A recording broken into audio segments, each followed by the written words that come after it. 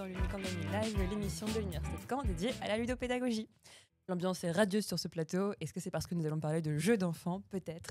Parce qu'il ne pleut pas? Peut-être aussi. Bonjour à tous. Bonjour. Alors, Il y a un petit décalage avec ce micro-là, Faucon. C'est pas qu'on s'entraîne à le faire en canon. Bonjour. On va s'entraîner à se dire bonjour. Alors, puisqu'on parle de jeux d'enfants, Benoît, tu as ramené un certain nombre des jeux de ce décor et tu as demandé à ton fils avant de venir quel était le jeu qu'il préférait graphiquement. En l'occurrence, c'est Fort Boyard. Fort Boyard. Ça se discute. Benoît Hélène, messieurs, dames, bonjour. Fort Boyard, le jeu de plateau. Tu as ramené effectivement également beaucoup des jeux qui sont derrière nous, mais ton jeu préféré pendant l'enfance, c'était les échecs. Ah oui, Jérôme Legris-Pagès, notre directeur et notre chroniqueur hebdomadaire. Bonjour. Ton jeu préféré, c'était Labyrinthe, qui se trouve juste derrière moi. Oui. Et je ne sais pas si c'est cette version-là exactement. Ah, peut-être que si, quand même. Il y avait les petits fantômes qui parlaient. Ouais, on a Attrape Fantôme. Attention. Balade pas loin. Il faut rester dans le micro, nous dit-on. Je vais rester dans ce micro, ça va être mon défi. Mais oui, en effet, c'était Labyrinthe et Heroescape. Damien Leroy, notre ingénieur ludopédagogie. Bonjour. Bonjour. Nous avons également Lucie Tamboise qui aimait Need for Speed et qu'est-ce que tu nous as dit d'autre? Le Monopoly, bien sûr. On n'a pas le droit de le dire. Arthur qui a passé 600 heures sur Pokémon Platine et Nicolas qui aimait beaucoup HeroQuest durant sa jeunesse. N'hésitez pas à nous dire en commentaire dans le chat ce que vous-même vous aimiez étant enfant. Et nous sommes, comme chaque semaine, accompagnés par Florine Lemarchand, dont on gardera secrète l'activité de jeunesse. Peut-être que tu pourras le partager, je ne dévoile pas sans consentement. Et par contre, moi j'ai découvert un truc, c'est que tu adores deux choses assez marrantes. C'est que tu adores trouver des caches très originales pour tes paquets de Kleenex. Du coup, je suis obligée de le dire. Regarde ce petit bureau fit to print. Voilà. Et puis également, quand tu as une joie, comme par exemple découvrir un jeu pour enfants, tu fais des petits bonds. Je plaide coupable. Du coup, pour répondre quand même à ce que je faisais, parce que je faisais rien de particulier. Non, moi je jouais aux dames et à la version plateau de la bataille navale. C'est super, on avait vraiment les bateaux électroniques. Non, avec des vrais bateaux et des vrais marins. Oui, mes parents avaient une flotte. Voilà. Alors, on va donc parler aujourd'hui de jeux d'enfants et de leur usage en contexte pédagogique et notamment, bien sûr, dans l'enseignement supérieur. On commencera avec notre traditionnelle chronique Ticket to Teach. On échangera. Ensuite, Benoît nous proposera une ouverture enrichissante, comme d'habitude, sur cette fois la simplicité du graphisme des jeux d'enfants aux jeux pour adultes. Et puis, on clôturera avec une revue des derniers jeux que nous avons découverts et un petit jeu de compétences, comme à notre habitude. Jérôme, je te laisse la parole pour ta chronique Ticket to Teach. Oui, c'était une chronique qui n'était pas si simple que ça en fait à faire. Je m'étais dit, jeu d'enfant, ça va être un jeu d'enfant. Et pas tout à fait. Si tu veux lancer un petit tu peux faire ça en régie maintenant. Alors, donc, ce nouvel épisode de Ticket to Teach, je propose d'examiner les jeux de société pour enfants au-delà des perceptions traditionnelles. Alors, en matière de jeux d'enfants, on est capable du meilleur en termes ludiques comme du pire, notamment en termes de promesses éducatives. Donc, tous ces jeux possèdent, je pense, un riche potentiel, mais que peut-on dire exactement de leur capacité à éduquer? Quel pont crée-t-il entre les générations et peuvent-ils être recontextualisés pour d'autres usages pédagogiques? Enfin, que relève leur game design sur la manière dont nous pensons les jeux et leur public? Et donc, je vous propose d'essayer de faire une petite analyse critique et nuancée comme à mon habitude. Je me redresse parce que c'est le moment de fierté, c'était marqué « Sois fier » à ce moment-là. Les vertus éducatives des jeux de société pour enfants sont souvent mises en avant. Vita Barul et ses collègues, dans une étude récente en 2024, ont démontré que leur utilisation en classe améliore la mémoire de travail, la flexibilité cognitive et les compétences mathématiques, tandis que dans un ouvrage un ouvrage de place en 2015, les bases du game-based learning, ici Place souligne leur rôle dans le renforcement des compétences sociales et émotionnelles, tout comme par exemple la collaboration, la gestion des conflits. Cependant, ces promesses doivent être nuancées. Tous les jeux ne sont pas également éducatifs. Alors que des titres comme Monza ou La course des tortues stimulent stratégie et motricité, D'autres, davantage axés sur la chance, offrent des apports qui sont, on va dire, limités. Et c'est pour ça qu'en fait, quelque part, l'enfant, lui, il aime bien le Monopoly, les petits chevaux et le jeu de doigts. Parce que quelque part, on est vraiment driven par la chance, le lancer de dés, par l'aléa pur. Et l'enfant, il aime bien cette situation qui va recréer des conditions d'égalité entre lui et l'adulte en termes de performance. Vu que il a autant de chances, lui semble-t-il, que nous de faire un bon jet, finalement, il va bien aimer parce que il retrouve un terrain qui va lui permettre équitablement d'être meilleur que l'adulte, son parent. Mais c'est pas suffisant, je pense, pour pouvoir construire une vraie promesse éducative. Donc, il est crucial, donc c'est Gauthier et al. En 2018, de ne pas confondre intention éducative et potentiel effectif, au risque de transformer une activité ludique en un exercice contraint. D'une part, on vous force à aller, va jouer, tu vas bien t'amuser et tu vas bien apprendre. Donc là, si on le présente comme ça peut être un souci. Et puis l'autre chose, c'est que l'intention éducative, on a eu toute une collection de jeux qui étaient les jeux Nathan, où on avait la promesse d'avoir des jeux éducatifs. Bon, ça a été démontré de façon très explicite que ces jeux n'ont pas de plus-value en termes d'apprentissage de la lecture, d'apprentissage à compter. Voilà, on y arrive plus avec des jeux qui ont une dimension de game design plus poussée. Mais les jeux pour enfants ne se jouent pas toujours de cette façon isolée, à huis clos. On va leur demander il faudra la reprendre, cette chronique, où il va falloir que je me domestique pour ne lire que ce que j'ai écrit. Mais je veux dire que c'est pas toujours un espace entre l'enfant et le jeu.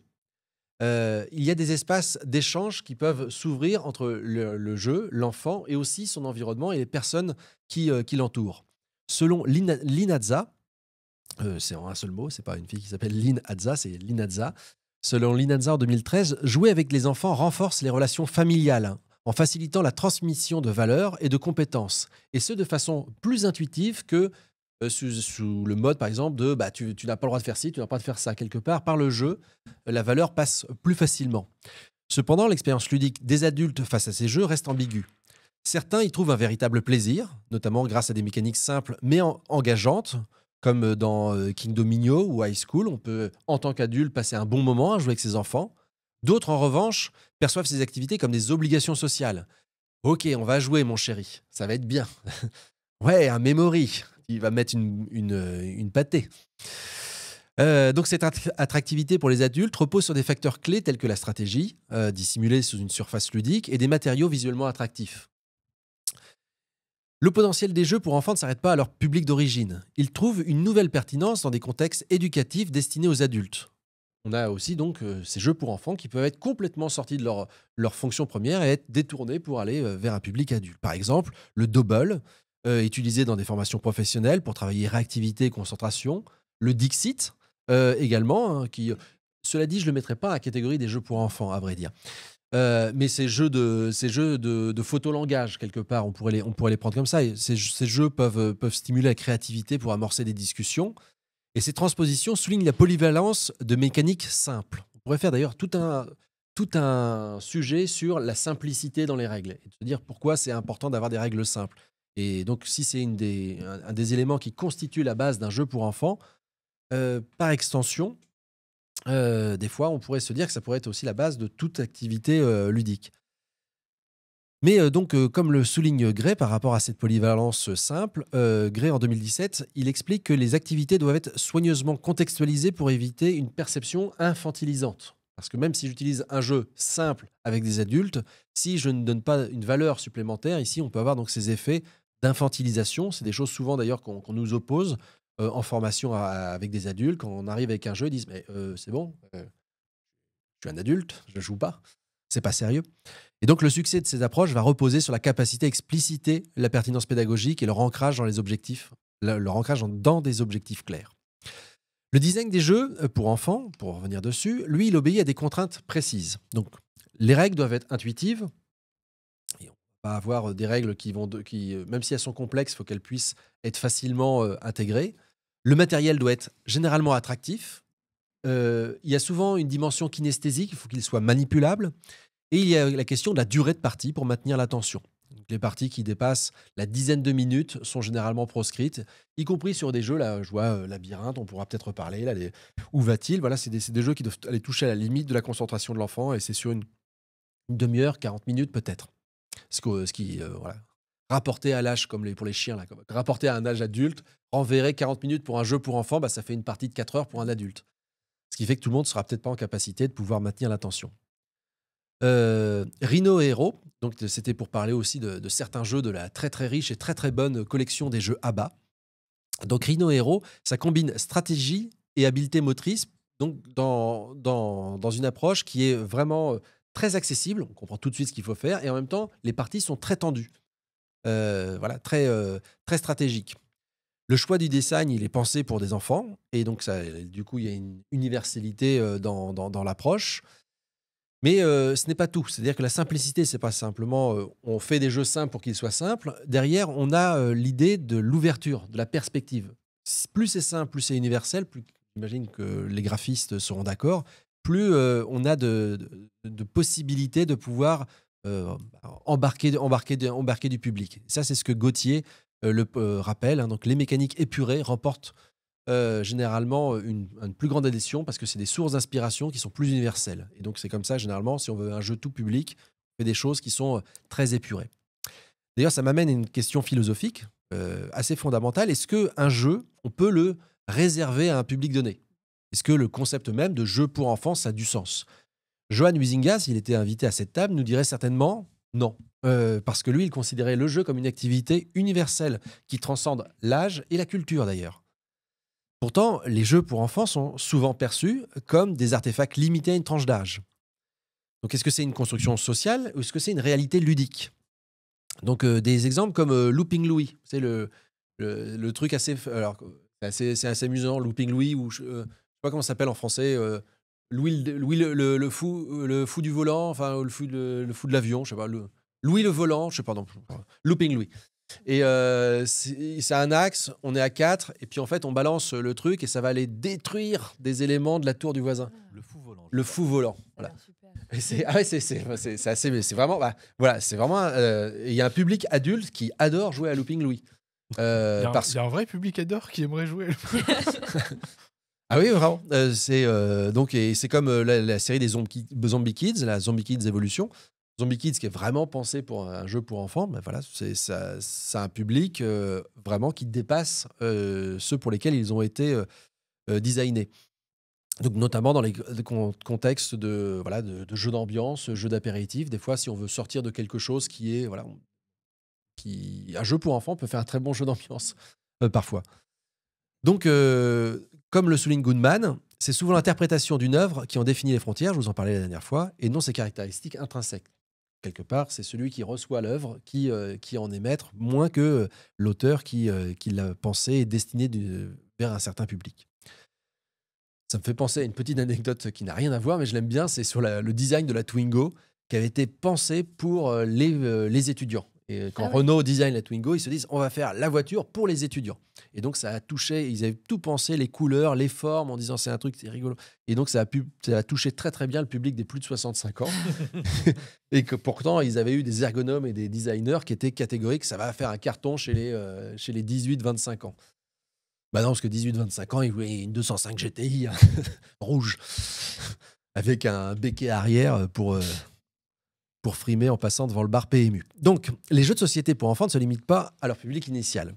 Ils offrent des promesses éducatives, facilitent les interactions intergénérationnelles et s'adaptent à des contextes variés. Mais pour exploiter pleinement leur potentiel, il est nécessaire donc de dépasser les perceptions réductrices et de les considérer comme des objets culturels, évolutifs. Donc, moi, je vais vous inviter, les uns et les autres, à la prochaine partie de Labyrinthe, de King Domino, voilà, on va en reparler tout le temps. Là. Et ben, vous posez cette question, est-ce que le jeu il est réellement destiné à un public particulier ou est-ce que c'est nous qui limitons son potentiel? Est-ce que quelque part on ne se bride pas? Est-ce qu'on n'est pas finalement un peu snob? Et je vais finir avec une citation, parce que j'aime beaucoup rentrer dans une compétition inutile mais magnifique avec mon voisin de gauche. Comme le disait Walter Benjamin, dans l'œuvre d'art à l'époque de sa reproductibilité technique, le jeu est l'affirmation de l'inachevé. Et donc les jeux pour enfants, avec leur simplicité et leur ouverture, incarnent, je pense, cette capacité à transcender les âges, à devenir des espaces où chaque joueur, chaque joueuse, quel que soit son âge, participe à la création collective et à l'apprentissage mutuel. Merci, Jérôme. Alors, je pense qu'effectivement, Ah, oh, on a des applaudissements. Public maintenant, c'est merci. c'est charmant. Je pense qu'effectivement, en t'écoutant, ça a fait écho à plein d'expériences personnelles. Déjà, personnellement, effectivement, j'ai adoré les petits chevaux et je me rends compte maintenant que c'est parce que je pouvais gagner contre les adultes. Et puis, et de même, j'aime toujours beaucoup maintenant, encore aujourd'hui, King Domino, et je pensais même pas que c'était un jeu considéré comme un jeu pour enfants. Donc ça interroge aussi, comme tu disais très justement, les frontières génériques et ce qui fait que un jeu est défini pour enfants. Alors peut-être que je commence par ça. Du coup, tu l'as en partie dit, c'est une question de réception, c'est une question de politique éditoriale. On le voit avec ABBA. Donc, et puis tu le diras aussi peut-être, Benoît, de graphisme. Donc c'est vraiment ça se joue que à... Et puis, des fois aussi, la dimension thématique. Ouais. Zoloreto, là, qui est juste en face, à l'excellent Zoloreto de Marc Schlacht. Michael Alors, qui a de bons Michael jeux Schlacht, oui. Michael Chat. Et en fait, ce jeu, j'ai jamais réussi à faire jouer. J'avais réussi à faire jouer mes enfants à ce jeu-là. Et c'était un peu pour eux que j'avais investi sur ce jeu-là. Ça me dérange, ça m'intéressait pas spécialement. Les mécaniques sont géniales. J'ai vraiment un excellent jeu. Et on découvre que d'ailleurs, j'ai un petit côté anti-gender parce qu'il faut un papa et une maman ours pour faire un bébé ours. Et donc, et puis si on n'a que des mâles, bah, du coup, c'est mort. Enfin, la lignée s'externe. Mais au-delà de ça, le jeu est vraiment bien. On fait des enclos, on met des trucs dedans, des éléphants, des petits éléphantos qui naissent. Et les enfants n'en ont jamais accroché. Parce que les règles sont pas si simples que ça. Et le graphisme, il est pas complètement... Enfin, la couverture donne pas à voir ce qu'il y a à l'intérieur. Bah, il est assez austère. C'est quand même un jeu, un Eurogames quand même. Et en fait, il a eu un public, lui, plutôt de joueurs qui trouvaient... Voilà, et qui... Donc, pour répondre, ce qui n'était pas une question, pour rebondir Oui, sur ça, voilà, on a, je pense, vraiment une intention, une fois encore, et on travaille voilà, sur les statistiques, sur les thématiques, sur le graphisme, sur les règles. On se dit une petite boîte. Mais là, par exemple, les monstres des maths. Bon, bah, les monstres des maths, erreur dans le nom. C'est pareil, ça n'a pas eu un grand succès à la maison. Parce qu'on parle de maths et que c'est trop ciblé pédagogie, justement. Certainement que le mot maths a un petit peu... Et moi, alors qu'en plus, c'est de l'algèbre. Enfin. Moi, c'était pareil. J'avais un jeu sur le vocabulaire et je me suis rendu compte qu'une fois ado, que c'était bien. Mais le fait que ça soit ciblé vocabulaire, en le découvrant, il manquait quelque chose, quoi. Alors que, en fait, c'est très bien, sans doute. Mais... Ou les jeux type quiz, pareil, qui étaient vendus par Nathan également. Même pour les adultes. Des mini-dictionnaires, en fait. Enfin, Oui. Ah, les trucs pénibles que les gamins, ils avaient en voiture. J'en ai abandonné des enfants sur les heures d'autoroute. Mais qui font aujourd'hui, en tant qu'adultes, de très bons combustibles pour la cheminée. Des petits jeux d'ambiance à l'apéro, éventuellement. Alors ne le faites pas, parce que je crois qu'il y a une alerte aux particules fines sur une partie. Oui, non, plus maintenant, ouais. Alors, par contre, ce que tu disais, c'est qu'effectivement, une bonne partie de ces jeux sont intéressants à détourner pédagogiquement. Ouais. Et notamment, puisque c'est quand même notre cœur de sujet, on peut les détourner dans l'enseignement supérieur. Oui. Très bien, bonne soirée à tous. Oui, mais c'est là où c'est pas si facile que ça, parce qu'en fait, ils ont des vertus. C'est-à-dire qu'ils ont la plupart des enseignants qui viennent nous voir arrivent souvent avec une demande d'un apprentissage complexe, mais dans un temps contraint. Donc c'est difficile, des fois on leur dit c'est juste pas possible, ou là il va le faire, voilà, ça va pas être possible. Mais souvent on a cette durée et cette simplicité de règles, parce que aussi ils nous disent on veut qu'ils voilà, ils veulent vite apprendre le jeu. Bon, bah, vous voulez un truc, si c'est complexe, ça peut être aussi un peu complexe à simuler. Mais dans les jeux pour enfants, il y a en fait, les mécaniques, au-delà du thème, une fois au-delà du ludé, de ce qui est joué, il y a vraiment il y a quelque chose mécaniquement qui est une efficacité. Et à ce titre-là, c'est cet esprit-là dans lequel on peut aller puiser. Si on le reprend tel quel, je pense que si je veux voir des étudiants en biologie en disant « Allez, on va jouer à mon premier verger ». Oui. Et puis voilà, avec du matériel comme ça. Alors, il est beau le matériel, on a envie de le manger. Ah oui, moi, j'adore. Enfin, pas moi, parce que c'est des fruits, mais et certains ont envie de le manger. Et ça, en fait, ce type de matériel, voilà, il va être complètement, je pense, inadapté. Une façon assez amusante que j'avais vue de faire travailler avec des jeux pour enfants et des jouets, ça avait été dans une enseignante en marketing qui avait demandé à ses étudiants, et qui avait surtout des étudiantes, mais voilà, ses étudiants et ses étudiantes, de construire un jeu à partir des jeux qu'eux-mêmes faisaient quand ils étaient enfants. Ouais, c'est génial. Et alors, ils avaient eu tous un plaisir à revenir justement avec leur Barbie, avec leur G.I. Joe, avec justement des boîtes de jeux de société. Et ils avaient construit à partir de ce matériel-là un nouveau jeu. Donc, et ça avait occasionné, donc, au-delà certainement d'une réticence initiale, ça avait occasionné un engagement très très fort.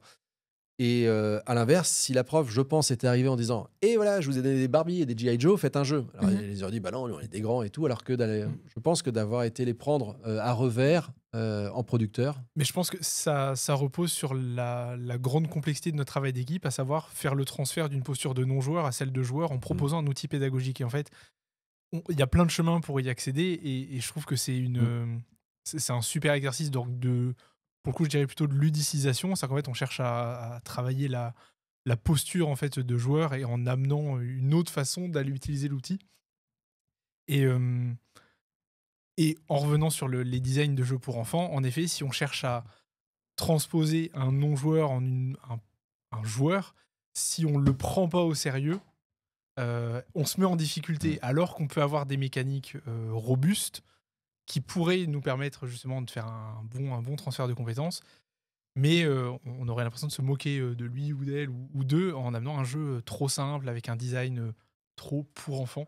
Alors que pour autant, en cherchant à créer une nouvelle posture de joueur ou de joueuse, en fait, on cherche à faire revenir un peu en enfance. Qu'est-ce que tu aimais bien quand tu jouais, revenir au plaisir un peu simple. Et on en avait déjà discuté sur d'autres lives, mais on change assez peu de profil de joueur en fait dans sa vie. Donc on essaie de revenir un peu à l'essence du plaisir quand on joue. Oui, pour toi, c'est vraiment ça qui fait que c'est une approche intéressante et complémentaire d'utiliser des jeux pour un public plus âgé. Oui, tout à fait. Et revenir à des mécaniques efficaces, pas forcément simples, parce que quand on a des savoirs un peu plus complexes, c'est difficile d'avoir des mécaniques simples pour aller vers des savoirs complexes. Des fois, c'est pas des fois, on a souvent l'obligation d'avoir quelque chose de très cohérent avec plusieurs mécaniques qui permettent d'aller travailler plusieurs compétences. Mais on a des bons exemples de jeux pour enfants qui assimilent plusieurs mécaniques, mais avec un design enfantin pour justement que les mécaniques soient plus faciles à assimiler. Vous avez des exemples justement de jeux qu'on a utilisés ou qu'on pourrait utiliser, et dans quelle discipline? Tu mentionnais le Dixit tout à l'heure, Jérôme, qu'on utilise quand même souvent en formation. Oui. Mais qui n'est pas de fait complètement pour enfants.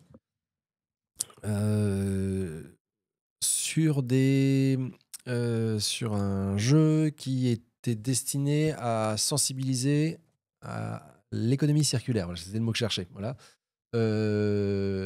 Alors en fait, non, c'est pas un jeu pour enfants. Non, mince, parce que Ça avait l'air bien. ça a l'air bien. Et donc, c'était avec le Skyjo. Il y en a qui disent Skijo.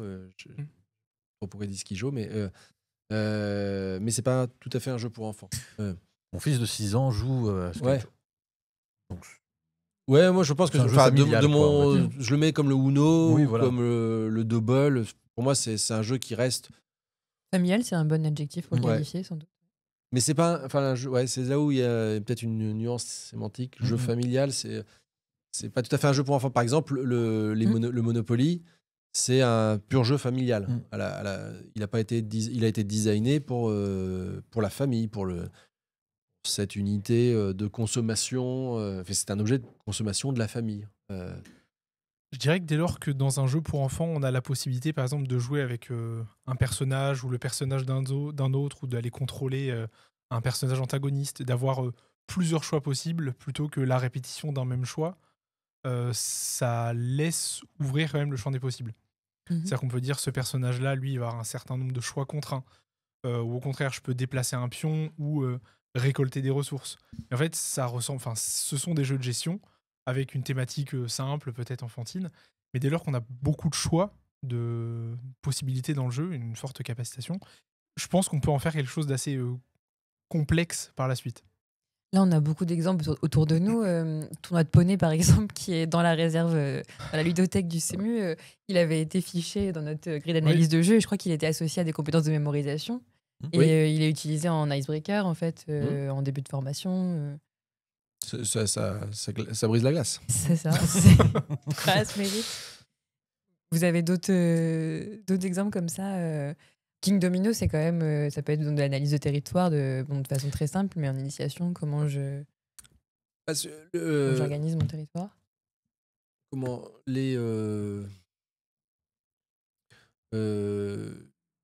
les memories peuvent être, les dynamiques de memory peuvent être utilisées pour faire de la mémorisation. C'est-à-dire surtout si on est sur des éléments qui sont, on peut écrire ce qu'on veut sur les cartes. Donc ça, c'est des choses qui peuvent être utilisées et puis qui sont parfois nécessaires. Donc comment faire pour renforcer sa familiarité avec des images, des formules, des noms de personnes. Voilà. Et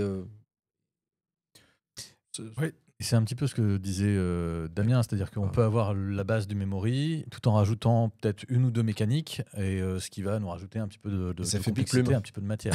Ça fait Trésor des Dragons aussi, de Rainer Knizia, donc, qui c'est vrai que t'en parlais. Qui est la même. Et Trésor des Dragons, donc là on est vraiment sur un jeu de memory, mais où on va avoir ce choix de quelle tuile je vais prendre pour faire un maximum de points, tout en essayant d'éviter les araignées et les dragons. Enfin voilà, il y a quand même tout un panel de choix en plus de simplement le memory.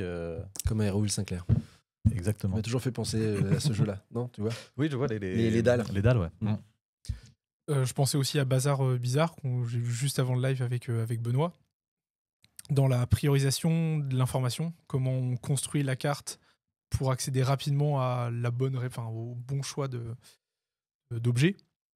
Et je pense que pédagogiquement, je conseillerais Bazar Bizarre comme outil pédagogique, mais dans le but de déconstruire ce jeu-là. Comment en fait on pourrait utiliser Bazar Bizarre pour construire d'autres cartes pédagogiques avec d'autres artefacts ou concepts qu'on pourrait même matérialiser en impression 3D ou sous forme de fiches ou je sais pas. Mais reconstruire un jeu de cartes à la façon de Bazar Bizarre. Tu peux repérer rapidement une propriété. Oui, c'est ça. Et comment on construit quelque chose de très gros sur la carte et quelque chose de très petit. Quel élément on cherche à dissimuler, cacher. Est-ce qu'on doit retrouver l'élément manquant ou on doit retrouver justement l'élément sur la carte. Ça peut être super intéressant. Mais de nouveau, confère le live précédent sur des schémas de gamification très courts, 10-15 minutes, mais répétés. Et je me prépare une transition sur une citation de Jesse Shell dans The Art of Game Design, qui lui conseillait d'aller vers la simplification et l'automatisation de certaines mécaniques pour maximiser le plaisir. Quand on est dans l'apprentissage des règles, tous les joueurs ou les joueuses n'aiment pas forcément ce temps de règles qui fait qu'on n'est pas tout de suite sur un temps de jeu, même si aujourd'hui je considère même le temps de lecture et d'avancée à règles comme un temps de jeu parce que ça permet d'être plus dans la maîtrise. Mais pédagogiquement, c'est intéressant de passer justement ce temps de règles pour être rapidement dans l'action, dans la maîtrise du jeu et justement de retrouver cet élément de plaisir. Et notre métier, c'est justement de recommander des jeux ou de construire des jeux où cet élément de règle, eh bien, il tend à se lisser facilement. On aille rapidement vers quelque chose de jeu, un élément de jeu institutionnalisé, rapide, où on dit tiens, on sort Bazar Bizarre, oui, en fait, on sait tout de suite à quoi ça fait référence, on n'a plus besoin de revenir sur une explication de règles, et on a le temps de le jouer plusieurs fois même. Peut-être en deux mots, rappeler la règle de Bazar Bizarre. La règle oui, on peut même le montrer. C'est assez simple. On a des petits objets comme ça, on a une bouteille verte, on a un fauteuil rouge, une souris grise et un livre bleu et également, il est loin, un fantôme blanc. Et dans la boîte, il y a des cartes. Et sur ces cartes, il va y avoir des visuels. On va avoir ici, par exemple, un livre bleu avec la souris blanche. On a le livre bleu et on le voit ici, il est matérialisé. Donc c'est la première personne qui prend le livre bleu qui gagne. Mais il y a également des cartes où on a un livre rouge, un fantôme gris. Il n'y a pas de livre rouge ni de fantôme gris. En revanche, il y a bien un fantôme, la couleur grise de la souris, la couleur rouge du fauteuil, la couleur bleue, le livre, tout simplement. Il manque la bouteille verte, il faut prendre la bouteille verte. Voilà. Ouais, il faut se saisir de ce qui apparaît pas De ce qui à apparaît l'image, ou de ce qui n'apparaît pas. sauf si ce qui apparaît est de la bonne couleur et le bon objet. Et en même temps, il a un peu de bouteille. Il a un peu de bouteille, ce fantôme. Ce que je trouve Je te intéressant, laisse c'est que libre sur les choix de cartes, ce que tu veux prendre. on retrouve quand même à chaque fois un élément très gros, central, et un élément plus petit. Et je pense qu'on peut aller complexifier justement le design des cartes pour justement aller sur quelque chose d'un peu plus sérieux, entre guillemets, ou aller vers des concepts plus complexes, surtout. Oui. Mais la mécanique, en fait, est simple, robuste. Et ça fonctionne. Et ça fonctionne. Donc j'en ferai plutôt un jeu de révision ou Ok. quelque chose comme ça. Donc toi, tu regardais l'art en boîte. Ouais, l'art en boîte. Alors ça, c'est typiquement des jeux où... Alors c'est un jeu. L'art en boîte, hein, c'est un jeu de cartes. Et pour découvrir l'art en s'amusant. C'est pareil, j'ai eu du mal à l'utiliser vraiment. Ce jeu, il est quasiment intact. Hein, donc c'est un énorme tas de cartes. Hein, et sur ces cartes, on a des œuvres avec des indications sur... Hop, je continue. Je suis pas dans le bon sens, c'est peut-être plus par là. Non, c'est pareil. Voilà. Et donc... Et elles sont notées. Elles sont notées, donc on a des choses, voilà. Le titre, le courant, voilà. Est-ce que c'est une nature morte ou pas, voilà. Et donc, dans ce Alors, je me sens-là... demande comment on évalue la valeur Mais des on va mettre œuvres. un peu de... Et donc C'est là, ce beau. qui est intéressant avec cette base-là, donc ça, c'est sur de l'art. Et quelque part, ça, c'est plutôt c'est pas un jeu pour s'amuser en famille avec des enfants. C'est quelque chose qu'on pourrait utiliser, par contre, pour pouvoir en faire une activité pédagogique. Et donc, pour les règles de jeu, on peut faire le jeu des 7 familles. On fait toujours aux enfants parce que c'est pareil, c'est relativement peu stratégique. Donc là, ici, faire des collections, genre récupérer tous les trucs de pop art. Ça peut être des choses, jouer des natures mortes. On peut trouver. Mais dans les façons qui sont assez intéressantes d'y jouer, ça va être de se dire, bah, ok, on a chacun, on pioche 5 cartes, on en recrache 2, et ensuite, je en montre 3. Et c'est aux autres de deviner le titre de l'exposition que je viens de faire. Ah ouais. Et ça, c'est le genre de choses avec c'est relativement simple et sur des éléments d'apprentissage. Mais l'histoire de l'art peut en être un, mais ça peut être aussi sur. Là, je pense pas que j'ai fait une exposition. Nature morte au homard, 1973, drapeau américain et nature morte sur une table. Ah bah si, c'est sur Donald Trump. Voilà, un homard mort, Le danger du fascisme en Amérique. voilà. Et si, ce qui est un peu roux et tout. Mais c'est super comme détournement. Moi, j'avais vraiment très envie d'y jouer du coup. Alors, en faisant ça, ouais. Ouais, Alors, c'est c'est genre, moi, j'avais pas du tout envie d'y jouer avant, et là, j'ai plus envie d'y jouer. Mais de trouver des choses qui. Mais ça avec des enfants, parce que ça nécessite. Un enfant, il peut pas avoir l'élément de recul qui va permettre d'avoir quelque chose qui soit très et amusant. La grille de lecture, justement, du lien entre les différents. Il va juste faire un truc. C'est une exposition sur les chiens parce que j'ai 3 chiens sur tous les trucs, quoi. Et on retombe sur. Enfin, excusez-moi, sur quelque chose qui est accessible à un enfant. Mais mais dans le cadre de l'enseignement supérieur, avec y compris avec ce genre de matériel. Là, avec je peux jouer malgré tout sur, je sais pas, derrière, il y a peut-être des fonctions, je sais pas, il y a peut-être je sais pas ce qu'on peut imaginer, mais faire des trucs peut-être en physique, moi, je sais pas. Moi, j'avais aussi une question par rapport Ou à en ça. anglais, tiens, est-ce que tu es capable de décrire en anglais les cartes, de se faire des challenges Oui, ouais. Ça nous donne des bons exemples. On va pouvoir remobiliser ensuite. Et peut-être vous aussi, dans vos classes, dans vos métiers. Tu faisais remarquer très justement que l'intérêt de ces jeux, c'était aussi le matériel et le rapport kinesthésique. Ça, on peut l'utiliser d'une façon intéressante, nous, avec des étudiants notamment. Oui, mais ils sont souvent nombreux. Ouais, c'est pas et en fait, Il y a toujours un peu notre crainte que tout soit cassé, plié. Alors, volé, je dirais pas, mais parce que généralement, ils sont respectueux. Mais en fait, on a intérêt quand même à avoir du matériel. Il va être, si c'est manipulé, mais même un jeu comme ça, en fait, si je le mets à ce qu'il soit utilisé de façon répétée, C'est une usure en fait non normale du jeu. Le jeu, Ouais. il a été conçu pour être joué une fois. Enfin, ouais, la 7-8 moyenne, c'est fois. quoi? C'est entre 7 et 8 fois. Ouais. Et Pour les entre jeux 4 et 6 joueurs. Pour les jeux pour enfants, il y a quand malheureusement ils aiment, c'est comme pour les DVD. Une fois qu'ils ont trouvé le truc qui leur plaisait, la ritualisation est très très forte. Eh ben, très belle transition. J'avais quelque chose sur Ah. le rituel, donc c'est fabuleux. Non, mais justement, le temps rituel, alors c'est Hélène Marquier-Dubié, qui est maître de conférence en psychologie à l'Université de Montpellier, qui faisait un article sur Canopé, sur justement la ritualisation. Quand on est enfant, il y a l'élément rituel.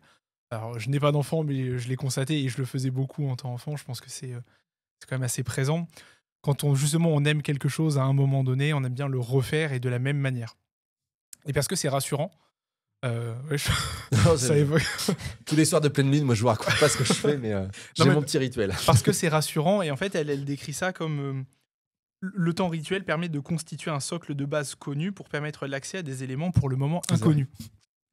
Et je pense de nouveau que c'est quelque chose qu'on cherche à reproduire nous en contexte d'enseignement et de nouveau par le fait de répéter dans la séquence pédagogique la réutilisation d'un outil pédagogique le même jeu plusieurs fois au sein de la même séance ou sur plusieurs séances, mais en fait, on avance petit à petit et on vient valider étape par étape l'acquisition de certaines compétences dans le but ensuite d'évaluer cette acquisition. Et je pense que de nouveau, on rappelle la posture de joueur ou cette attitude enfantine que l'on avait avant. Tu disais qu'il y avait que ça concernait aussi les profils de joueurs, que tu avais un profil. Est-ce que justement il y a un profil qui est plus favorable à retrouver ce plaisir de l'enfant? Les nostalgiques. Et par rapport à la classification que nous on utilise le plus régulièrement, ça serait quel Non, je pense que c'est assez transversal au profil, Ouais. mais que notre boulot, c'est d'aller sur l'animation d'une séance où on va justement essayer de retrouver cette posture de joueur ou joueuse enfant, en fait. Et juste, On le voit bien, le côté rituel, on le voit assez bien chez les publics quand ils rentrent dans notre réserve. En fait, Oui. ils se réjouissent quand ils voient quelque chose qui leur est familier. C'est vrai. Ah, super, vous avez Seven Wonders. Ah, c'est super bien. Hein. Mm. Et il y a d'autres trucs aussi. Mais voilà, donc, et je pense que. Et on a aussi ça. Moi, bon, j'ai plus d'amis, mais quand j'en avais et qu'ils venaient à la maison, moi, j'aimais bien leur faire découvrir des nouveaux jeux. C'était parce que j'aime bien, moi, le plaisir de la découverte. Mais eux, au contraire, en fait, oh non, attends. Celui-là, on le connaît bien. Celui-là, on le connaît bien. Ouais. Parce qu'il y a peut-être un Mais truc en fait, là, c'est pour d'anxiété, caler le reste des boîtes. Hein. il y a peut-être un truc d'anxiété quand tu as un nouveau jeu. Il y a peut-être ça, ouais. Bah, le fait de chercher à aller rapidement, je pense, vers l'élément de plaisir, comme on connaît les règles, on se réembarque pas dans une explication de règles, ou on ne se confronte pas à la peur de tomber sur un jeu que l'on n'aime pas. Oui, c'est ça. Donc en fait, je pense que ça réinterroge systématiquement la notion de plaisir. Et encore une fois, à nous de faire en sorte qu'on propose des outils pédagogiques qui deviennent des jeux et donc qui interrogent cette dimension de plaisir. Et justement, peut-être rapidement pour conclure, comment tu as insisté aussi sur la contextualisation qui est importante. En quelques mots, comment je vais rendre mon public favorable à l'utilisation de ce genre de jeu? Comment je lui présente les choses? Alors, tout type de. J'ai envie de dire, c'est une précaution pour tout type de jeu. Je pense que. Moi, je fais partie de. Je pense que nous faisons partie de mouvements qui promeuvent l'explicite et la pédagogie avec une clarté des objectifs. Donc, en fait, dès l'instant où on dit, voilà, les objectifs de la formation, c'est ça, les objectifs de la séquence pédagogique, c'est ça, vous allez avoir une expérience pédagogique et pour atteindre ces objectifs, avec le moyen de ce jeu-là, de cette activité-là. Et ensuite, donc expliciter et rassurer. Rassurer sur la liberté d'y accéder ou pas, de se dire, voilà, comment dire, laisser ne pas évaluer, ne pas dire vous allez recevoir une note, donner justement toute puissance et plus-value de l'erreur, en disant là, vous avez le droit de vous tromper, vous avez le droit de faire. C'est bien. Et puis, et de les rassurer aussi sur vous inquiétez pas derrière, on va reprendre et vous aurez les éléments à mémoriser. Voilà. Et donc, c'est surtout les rassurer, à moins que, et ça arrive aussi, à moins que mon objectif pédagogique nécessite la surprise, qu'il y ait un facteur surprise qui soit nécessaire. Le fameux cas, j'avais dû déjà vous en parler, la fameuse expérience d'Eric Sanchez sur l'escape game. Non, je ne l'ai pas dit. J'essaye de revoir, mais je ne vois pas pour l'instant. En deux mots. Ouais, ça me parle pas non plus. Bon, parce que celui-là, elle est bien. Enfin, souvenir.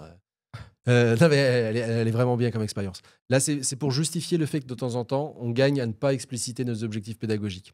Donc, c'est une expérience, c'est plutôt sur un public de jeunes, collégiens, lycéens, et donc il les remet dans une escape room, il les enferme dans une salle. Et ils doivent sortir. Donc, ils cherchent, il y a des indices partout. Il y a un gros bouton rouge, ne pas appuyer. Donc, ils cherchent partout, ils fouillent, il y a des indices, ça fait pas sens. Et immanquablement, au bout d'un moment, comme ils ne trouvent pas, ils s'énervent. Ils disent si ça se trouve, il faut appuyer sur le bouton rouge sur lequel il y a marqué ne pas appuyer. Ils appuient dessus, il y a un bruit de canard et la lumière s'éteint. Donc, ils se marrent. Ils sont dans le noir. Et puis, ils cherchent un interrupteur. Et donc, au bout d'un moment, ils disent il suffit peut-être de rappuyer sur le bouton. Ils rappuient sur le bouton, bruit de canard et la lumière revient. Donc, ils se marrent, ils continuent de chercher. Puis, au bout de quelques minutes, la lumière s'éteint avec le bruit de canard. Ils ont compris le truc, ils rappuient sur le bouton, le bruit de canard, ça se rallume. Et après, l'intervalle est de plus en plus court. C'est plus 5 minutes, c'est 3 minutes, puis c'est 2 minutes. Puis en fait, au bout d'un moment, c'est toutes les 10 secondes, il faut qu'il y ait quelqu'un qui appuie, il y a le bruit de canard, et c'est nuit, jour. Voilà. Et là, à ce moment-là, l'enseignant formateur arrive et leur dit « Bien joué, vous venez de participer à un exercice qui simule la façon dont la nicotine s'installe dans votre cerveau. Au début, c'est un mécanisme, c'est fun. C'est vous qui êtes en contrôle, c'est vous qui choisissez de le faire. Pourtant, vous avez dit de ne pas le faire, mais bon, vous l'avez fait. Et ensuite, le circuit de la réussite, la récompense se met en place avec la nicotine et il y a des besoins de plus en plus courts et il n'y a plus de plaisir du tout.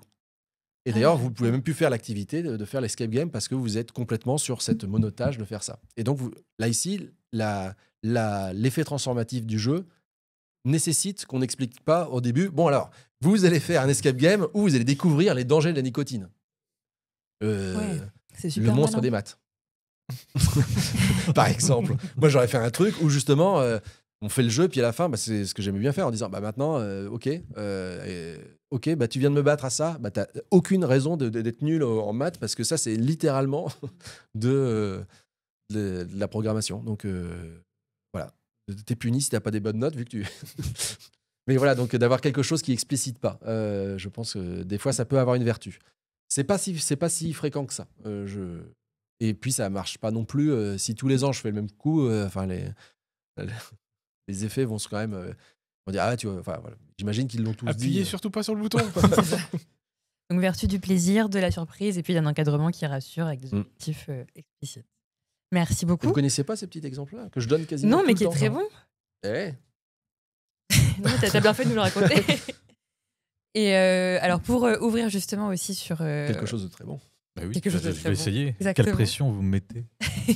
On va parler graphisme avec toi, Benoît, dans ta chronique L'œil de Benoît, qui s'intitule cette fois La simplicité graphique des enfants aux adultes, un langage universel. C'est un programme. Oui, en 5 minutes. Donc, dans l'univers du jeu de société, les visuels jouent un rôle fondamental. Ils ne sont pas qu'une question d'esthétique, ils attirent, ils orientent et structurent l'expérience du jeu. Mais les codes visuels que l'on associe au jeu pour enfants, les couleurs vives, les formes épurées, les contrastes marqués, sont-ils exclusivement leur apanage? Ces codes visuels, souvent perçus comme ludiques et naïfs, pourraient-ils aussi séduire les joueurs les plus expérimentés? Dans les jeux pour enfants, cette simplicité est essentielle. Elle guide la compréhension des règles et facilite la prise en main. Prenons l'exemple de Bazar Bizarre. Ce jeu repose sur l'observation rapide et la reconnaissance de symboles. Les contrastes nets, l'utilisation de couleurs primaires et les formes épurées permettent aux enfants de saisir instantanément l'objectif, identifier les objets corrects en un coup d'œil.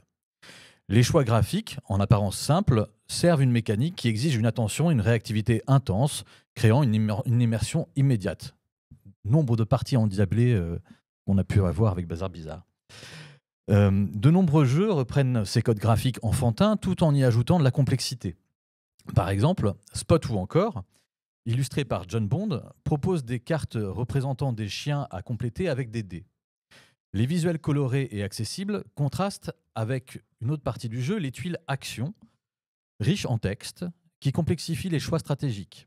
Cette opposition entre visuel épuré et éléments textuels riches reflète une transition progressive de la simplicité ludique à une réflexion stratégique, rendant le jeu accessible tout en offrant de la profondeur. D'autres éléments liés à l'enfance, comme l'anthropomorphisme, sont souvent utilisés dans les jeux pour adultes. Dans Everdell ou Fit to Print, les illustrateurs Andrew Bosley et Ian O'Toole proposent des univers enfantins où des animaux incarnent des rôles humains. Ces mondes colorés et vivants créent une ambiance nostalgique qui capte autant les adultes que les enfants, tout en intégrant les mécaniques exigeantes. Certaines marques sont devenues iconiques grâce à leur identité visuelle également. ABBA, par exemple, s'adresse clairement aux enfants. Son jaune vif attire l'œil et ses illustrations... Non, c'est parce que c'est la Suède. C'est suédois? Mais non, c'est ABBA. Non. Made in Germany. Non, mais c'est ABBA le... Ouais. Son jaune vif attire l'œil et ses illustrations sont adaptées au plus jeune âge. À l'opposé, la maison d'édition One Games, qui cible principalement les adultes, applique des codes similaires, des boîtes compactes, des couleurs franches et un graphisme dépouillé. Cette continuité visuelle ne se limite pas à un choix artistique, elle permet une identification directe des boîtes et les aide à se démarquer des autres jeux. Ces codes visuels se retrouvent également dans la littérature jeunesse. Hervé Tullet se sert de toute cette palette pour proposer des ouvrages épurés et ludiques et nous plonge dans des histoires qui s'avèrent pourtant être très abstraites. Paul Cox, quant à lui, jongle entre des créations pour enfants et des œuvres graphiques pour des institutions prestigieuses, tout en conservant une approche minimaliste et percutante. Il a d'ailleurs publié avec le Centre national des arts plastiques un kit à destination des enseignants intitulé « Le ludographe, connaître et pratiquer le design graphique à l'école élémentaire ». Et enfin, Chris Ferry démontre que même des concepts aussi complexes que la physique quantique peuvent être rendus accessibles grâce à des visuels simples et évocateurs. Il est physicien, il a fait des livres comme La physique quantique pour les bébés ou La relativité générale pour les bébés. Et il reprend vraiment le code des livres pour bébés avec des formes géométriques simples, quelques mots et des pages en carton. On a le livre pour bébé. Et là, il s'adresse aux parents ou aux bébés? Les deux, mon capitaine. La simplicité graphique n'est pas seulement un choix esthétique, elle constitue un langage universel, qu'il s'agisse de jeux pour enfants, de jeux pour adultes ou la littérature. Elle permet une immersion immédiate, une clarté d'interprétation et une expérience accessible à tout âge. Bravo. Ah ouais, bravo. Merci Benoît pour cette analyse et ces ressources. On a le même public. Mais oui, c'est ça. Et sur les choix, donc on remarquait tout à l'heure effectivement que le décor était dominé par vraiment des jaunes. Et puis, de fait, parce que c'est la couleur de ABBA, mais pas que. On a Doodle, les cartes de Bazar Bizarre, etc. Il y a quelque chose, par exemple, qui justifie qu'on associe le jaune à l'enfance, qu'on en fasse une. Quand les couleurs primaires, je pense. Les couleurs primaires, je pense que c'est essentiellement ça. C'est le plus lumineux, je pense. C'est le plus lumineux. Et puis il y a aussi, alors je ne suis pas un expert là-dedans, mais c'est vrai que avant 1 an, les bébés voient en noir et blanc. Et après, ils commencent à voir quelques couleurs, quelques formes et à distinguer plutôt ce qui est des couleurs un peu flashy.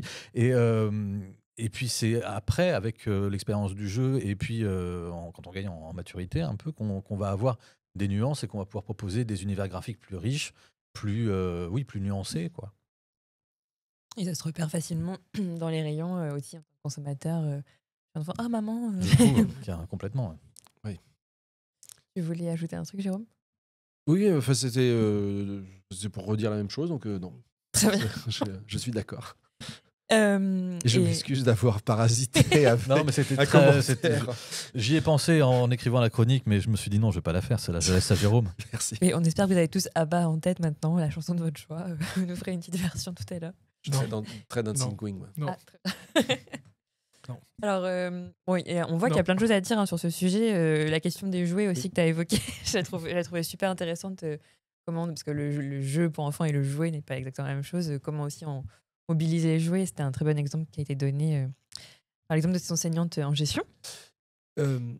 Et d'ailleurs, souvent, les jeux de société sont souvent. Enfin, il y en a beaucoup qui tournent autour d'un objet joué. Là, ce que je vois, Bourricot. je sais De pas, Toy Story. ouais, Non, on ouais, a dit pile poil. C'est pile poil, ouais. et donc, ou sur. Enfin, là, des fois, il y a des. Cobra Attack. Le Cobra Attack, là, le jeu là, qui avait fait rêver les petits garçons qui passaient devant Arthur. Jouer Club et Arthur. Mais en fait, ici, le jeu repose autour d'un objet central qui est pas loin d'être un jouet, mais c'est un jouet qui est cadré par une règle avec laquelle on va interagir.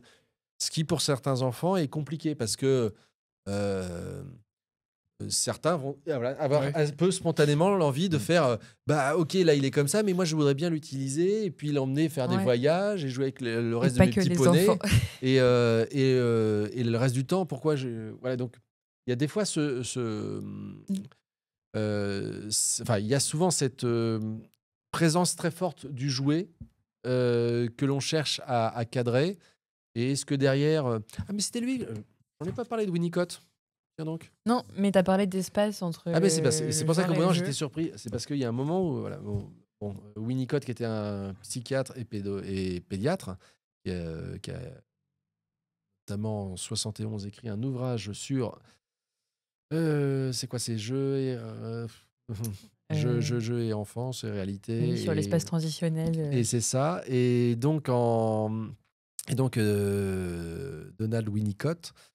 Il a justement cette idée que le jeu, c'est un espace, et le jeu, c'est un espace capacitant, qui, à la différence parfois du jouet, est cadré par une règle qui est un peu la mainmise de l'adulte sur la façon dont on doit jouer. Là où le jouet, voilà, va jouer avec. Il n'y a pas de bonne ou de mauvaise façon de jouer. Dès là, et pour lui, ça devient un peu un jeu. À partir du moment où en fait il y a un tiers adulte en général qui encadre mais ça me fait penser à un autre élément. J'allais dire en l'occurrence c'est nous. L'élément joué dans le jeu. On retrouve un peu ça quand on a un élément central dans un jeu de plateau qui fait fait office de référence. Je pense à The Loop.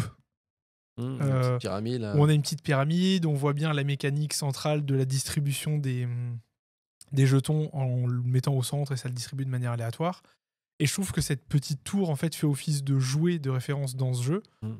Et on va associer le jeu à un élément central. Et dans le game design, je pense que c'est un atout de faire en sorte qu'il y ait cet élément central dans la construction de notre jeu, parce qu'en termes d'ancrage, on se rappelle exactement d'un élément ou de quelques éléments. On a par exemple l'arbre d'Everdell. Ou l'arbre d'Everdell. Il y a un très bon exemple aussi de comment on peut réintroduire des éléments qui rappellent le jouet ou en tout cas l'univers d'enfance dans un jeu adulte. La trappe-souris. Trappe-souris. Croque-carotte. Oui, mais croque-carotte, j'ai passé des vacances très récentes à jouer à croque-carotte. Ça fonctionne très bien. Voilà, bref. T'as dit qu'il fallait que je raconte ma vie. Mais oui, on n'en sait pas assez. Hein. Qui est-elle Alors, on va raconter un peu de notre vie en parlant des derniers jeux qu'on a découverts. Alors, vous avez joué à Babylon cette semaine. Babylon Tower Builders de Channing Jones chez Muke Spiel, un jeu de 2017. Et ben, ça parle de reggae, comme son nom l'indique. Babylone. Et donc. Après Ava.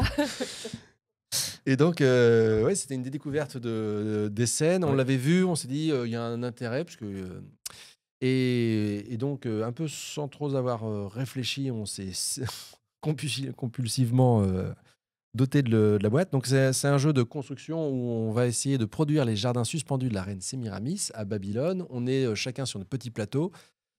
Et de ce qu'on en a trouvé, je crois, avec Lucie et Nicolas, c'est que c'est un jeu qui est plaisant parce qu'on construit. Et donc, on construit des éléments par superposition avec des éléments de contrainte.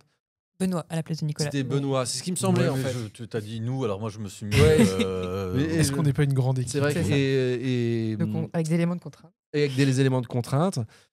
C'est pas déplaisant. Vu qu'à chaque tour, en fait, on peut pas spécialement très mal jouer parce qu'on a quand même la satisfaction de construire notre truc. Mhm. On n'est pas du tout en interaction avec les autres, ou très très très peu. Mhm. Et au final, on compte des points et de façon un peu surprenante, on découvre qu'on a des points, mais c'est pas, enfin, le système d'attribution de points n'est pas fou. Ouais. Mais c'est voilà. Donc c'est un jeu de programmation où on essaye de faire des trucs les plus hauts et de mettre des trucs en haut des trucs les plus hauts. Et il y a des effets multiplicateurs un peu Voilà. et tout ça. Ce qu'on s'était dit aussi, c'était par exemple au niveau du thème. Enfin, tu nous disais par exemple, là on a des fleurs dans nos jardins. Et tu nous disais que c'était en fait les jardins suspendus de Babylone, c'était plutôt les potagers. Et on avait plutôt cette Parce que la difficulté des premières, c'est pas une mégapole, on n'est pas à l'époque romaine, mais c'est quand même des grandes villes et quelque part ça devient compliqué. En plus dans un contexte où derrière, autour, il y a des systèmes, en Espagne ils appellent ça des huertades, des jardins qui permettent d'alimenter, mais globalement la difficulté c'est que tout le monde peut pas aller traverser la ville, sortir des remparts, et donc comment on fait pour avoir un système qui irrigue et qui permette donc les jardins suspendus, c'est plutôt des jardins ouvriers de mon point de vue. Et donc ça, Et c'est peut-être là où où ils ont juste manqué un truc au niveau du compte des points en mettant peut-être justement l'approvisionnement en eau pour irriguer les potagers. Et peut-être que là, il y avait vraiment quelque chose de complet. et Mais puis bon, il y a extension peut-être. enfin c'est assez ridicule. On peut faire arriver un escalier nulle part. Et d'ailleurs, on n'accède pas au premier niveau. Pas y a un pas jeu de parcours. d'architecture, quoi. Non. Par contre, vous avez trouvé ça utile en termes de compétences pour apprendre à construire en volume. Oui, on va programmer en volume, de se dire. Programmer en volume. C'est une programmation qui est. Mais le thème, je le trouve pas fou. Enfin, la réussite du thème avec du bon matériel et des mécaniques qui sont assez sympas, je trouve que le comptage des points. Oui, ça manque. Et puis, je sais même pas qui je suis, à vrai dire, dedans. Ah oui, d'accord. On est des gars qui construisent des trucs côte à côte, quoi, mais on se parle pas. On va au chantier, voilà, mais Il manque de communication entre les ouvriers pas de un mauvais Babylone. mouvement, mais Oui, satisfaisant quand même. Et vous avez essayé donc AI. AI. Aïe. 100% human. 100% human, ok. Ah bah oui, alors cela dit, en fait, j'aurais pas dû dire que celui-là n'était pas dans le thème, en fait. Bah, voilà, Voilà, c'est ce que je vous disais. celui-là, Jeu de Renaud Libralesso, de Pierrick Libralesso chez Explorate. Dans le genre, je vends une thématique. Exactement. Oh tiens, qu'est-ce qui est porteur en ce moment? L'intelligence artificielle, je sais ça pas. vend. Et on va faire un jeu qui va s'appeler AI 100% humain. Mais non, c'est vraiment un jeu où le thème est plaqué. C'est pas forcément, enfin, C'est pas un mauvais jeu. c'est pas un mauvais jeu en soi, mais le thème est un prétexte à ce jeu-là, quoi. On construit soi-disant, on entraîne soi-disant une intelligence artificielle en posant avec un système de draft, globalement, c'est des paquets de cartes que l'on s'échange et on pose à chaque fois des cartes et on a 14 cartes ouais, c'est ça, 14 cartes à poser sur 3 rangées par 5 colonnes. Et donc, avec une carte centrale. Et donc, on a des effets. À chaque fois, on score. Donc, on essaie de scorer en essayant d'avoir des couleurs qui sont côte à côte avec des. Les systèmes de comptage de points il y en a vraiment beaucoup. Et une fois de plus, dans ces systèmes-là où il y a beaucoup de façons de scorer, à un moment, c'est compliqué d'avoir quelque chose que l'on contrôle et par là même établir des stratégies. Puis un peu perplexe. Donc, pareil, c'est plutôt agréable en termes de mécanique et j'ai plutôt envie d'y rejouer. Mais par contre, la thématique, elle est pas spécialement. Après, Pas du c'est tout. des jeux assez courts. On a mis 1 heure, je crois, Ouais. pour les 2 jeux. On était 4 autour de la table. Il y avait Amandine qui était Ah là bah aussi. oui, voilà. Merci. Et, Ma mémoire. Que l'on salue. et des thématiques plaquées un peu. Alors, en revanche, nous, sur l'accord thématique mécanique, avec Nicolas et Valentin, on était plutôt ravis par Pillard de la mer du Nord, qui est juste Ah bah derrière oui, vous mais c'est un également. très bon jeu. Jeu de Shem En Phillips même temps, si chez vous jouez Pixie que à des Game. bons jeux, c'est triché. Exactement, sorti en 2016. Ouais. Jeu de placement d'ouvriers, on aime beaucoup les jeux de placement d'ouvriers ici. Et Vicenne. Où, comme son nom l'indique, il faut Non, aller c'est cher. piller des ports et des forteresses. Plus ça va, plus on va aller piller justement des endroits de plus en plus gardés. Donc il y a de plus en plus de ressources. Donc on va accumuler des ressources pour aller les remobiliser dans des expéditions de plus en plus coûteuses. Et ça marche super bien, c'est assez rapide également, on a mis un peu moins de 2 heures. Et vraiment, c'est très, très prenant de demander comment je vais aller pour attaquer ma forteresse. On a adoré, je crois. Mm. Donc, on recommande. Et on va essayer aujourd'hui un autre jeu de Pixie Game. De Shem Phillips. Aussi de Shem Phillips, qui s'appelle Esdras et Néhémie. Ouais. Trop bien. Et je vais vous embêter tout le temps. Super, j'ai hâte. Parce que c'est sur le livre des chroniques. Alors, je vous propose de conclure cet épisode avec notre habituel petit jeu de compétences. Je vais juste gamifier encore un petit peu avec un truc qui me rappelle profondément l'enfance, puisque ma maman me faisait tout le temps ça. Et là, c'est Lucie qui l'a faite, donc je la remercie. Cette petite cocotte. Je me souviens plus exactement comment on jouait, mais de mémoire, vous donnez un chiffre et ça me permet voilà, donc donner un chiffre, j'ai plusieurs compétences. Purée, quoi. Peut-être plus à l'aise avec 2 mains. 4. Allez, 4. 1, 2, 3, 4. J'aurais dit plus. Ça même à cette couleur-là. Donc voilà, vous aviez le choix entre une alternative de jeu de compétences. Alors, notre compétence pour la première manche, c'est comparer des itinéraires sur une carte. On a une mécanique de stop ou encore et de Texat agression. Il y a aussi de la collection, du contrôle de territoire, du placement de tuiles. Je rappelle, comparer des itinéraires sur une carte. Les aventuriers du rail. C'est une bonne réponse de Damien. Bravo. Tu remportes cette première manche. Le stop ou encore. J'allais dire, ça fait pas longtemps, je crois elle a été implémentée. C'est quand vous y avez joué avec Hugo, je crois. J'ai pas joué au moment où vous avez Et le stop ou encore, vous le voyez où? Moi, je vois rien, je ne sais pas. Non, je suis resté sur la compétence parce que je suis pas sûr qu'il y ait du stop ou encore. Pour expliquer au public, c'est différents joueurs qui ont fait des parties, qui ont rempli cette base de compétences. Parce que le stop ou encore, c'est vraiment je continue à apprendre et à jouer tant que je veux. Alors que là, on est quand même limité sur. Je pense que c'est une erreur de remplissage, tu sais, quand tu coupes l'itinéraire de quelqu'un et que ça l'empêche de poser un autre wagon. Parce que le stop ou encore, c'est vraiment les dispositifs où vas-y, continue. Et puis, si t'es mort, enfin voilà, c'est can't stop. Là. Bon. Très bien. Bon, tu as en tout cas bien identifié la compétence. Mais voilà, c'était juste pour dire que j'ai perdu, mais j'étais pas content. non, mais t'as fait une bonne nuance. Ok. Dernière compétence, mener un projet au long cours en s'adaptant à un fonctionnement cyclique. C'est un jeu de collection, de placement de tuiles. Voilà, j'ai déjà vous dire ça. Mener un projet au long cours en s'adaptant à un fonctionnement cyclique. Barrage ? En l'occurrence, ce n'est pas barrage. Ouais, et puis placement de tuiles, je n'étais pas trop convaincu. Il y avait également construction et point d'action. Avec la roue d'embarrage où tu mets tes ouvriers. Carnegie ? C'est pas non plus Carnegie. Un jeu de 2022. D'accord. De Mathias Wigge. Ou Wigge, je ne sais pas si je prononce bien. Ouais, peut-être quelle couleur Alors, attends. La collection est vraiment importante. Games. Non, c'est un gros jeu, quand même. C'est s'adapter. Est-ce qu'on... Chez Feuerlandspiele et Super Meeple. Est-ce que tu peux répéter la compétence ? Mener un projet au long cours en s'adaptant à un fonctionnement cyclique. Ah, c'est pas Fit to Print ? Non. Non. On propose Evergreen en régie, ce n'est pas Evergreen. Non.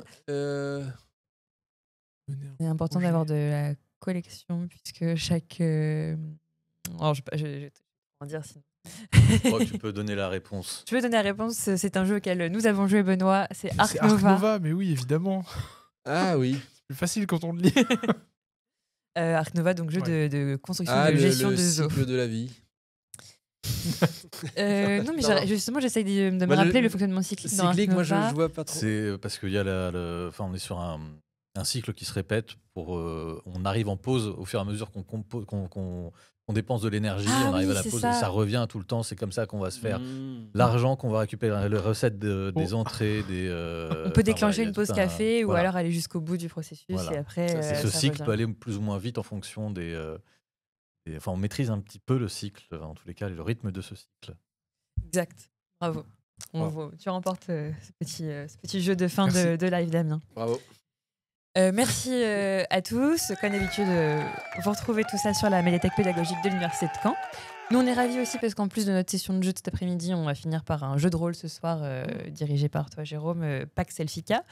Donc, on tient nos résolutions de la nouvelle année, hein, finalement. Pas une goutte d'alcool. Aussi. On se retrouve, comme d'habitude, mardi prochain, de 13h à 14h. D'ici là, jouez. Racontez-nous ce à quoi vous avez joué. On va terminer avec en écoutant une petite boîte à musique issue d'un jeu que tu nous as ramené. La trappe fantôme. La trappe fantôme. Ouais. Voilà. C'est Kibou, il s'appelait le fantôme. On va essayer d'aller attraper Kibou. Kibou, celui qui cuit. Merci à vous trois. Merci à Lucie, Arthur en régie, Nicolas en coulisses qui sont en train de dépuncher les jeux auxquels on va jouer. Et à vous de nous suivre chaque semaine. Merci Florine. Merci, à la semaine prochaine. Bonne semaine. Tu peux pas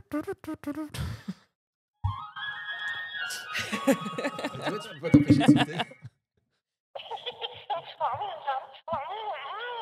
Comme c'est bon, ces carottes fraîches et ce fromage de la ferme. Oh le gourmand. C'est encore servi chez les voisins. Ah. Pour moi, ça suffit. Asseyez-vous un chemin dans la Ça s'arrête. Ah, elle parle longtemps là.